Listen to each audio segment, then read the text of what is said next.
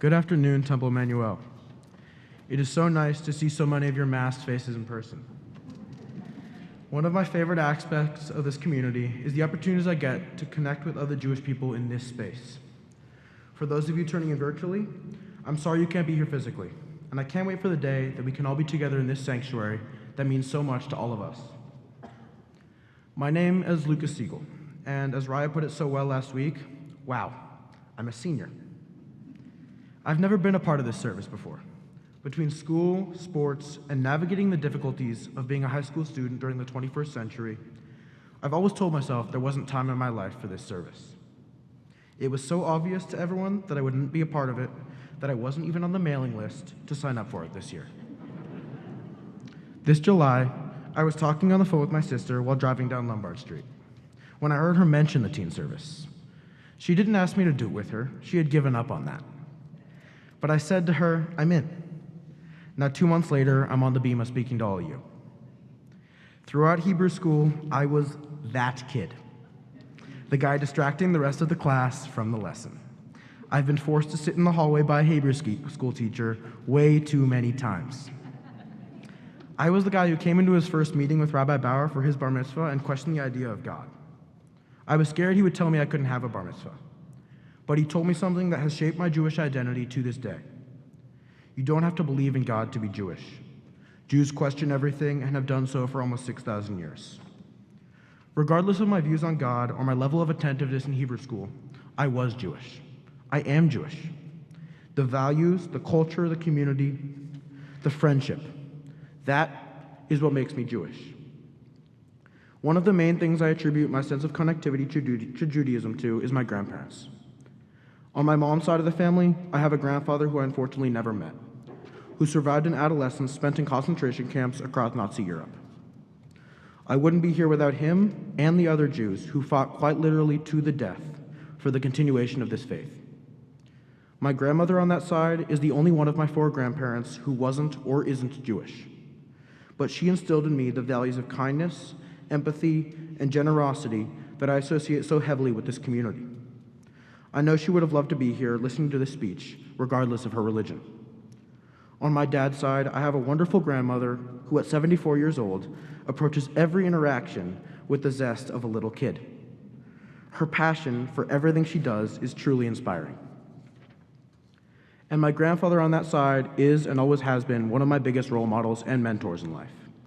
He's always able to put a smile on my face and is one of the most hardworking and kind people I know.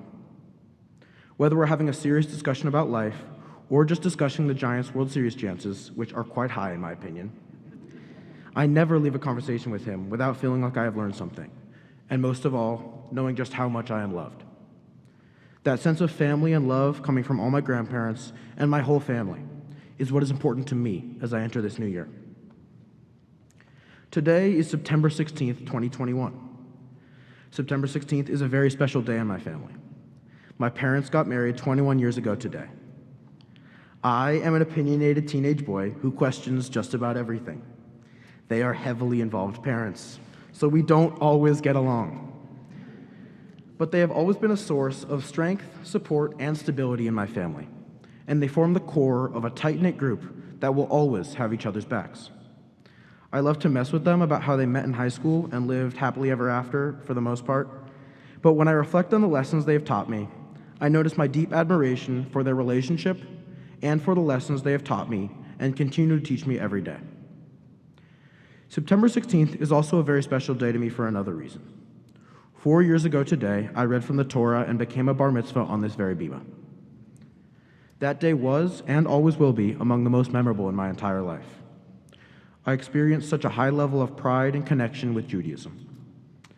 All of you sitting here might have a different reason for being Jewish, and that is awesome. But we are here as a community on Yom Kippur to kick off 5782. Now, according to Jewish tradition, our fate is inscribed on Rosh Hashanah and sealed on Yom Kippur. I disagree. Okay, if you do something like really horrible, your fate might get sealed no matter what day it is. But I believe we can take a little part of Yom Kippur with us every single day. Definitely not the fasting, because I'm very hungry and don't want to do this every day. But the reflection and atonement. Why wait a year to reflect and atone when you can do it little by little over time? We all want to be better people this year, but don't be unrealistic and claim you can drop all your bad habits immediately. Raya already unpacked how New Year, New Me doesn't work in her speech last week. Instead, focus on what you do want in 5782.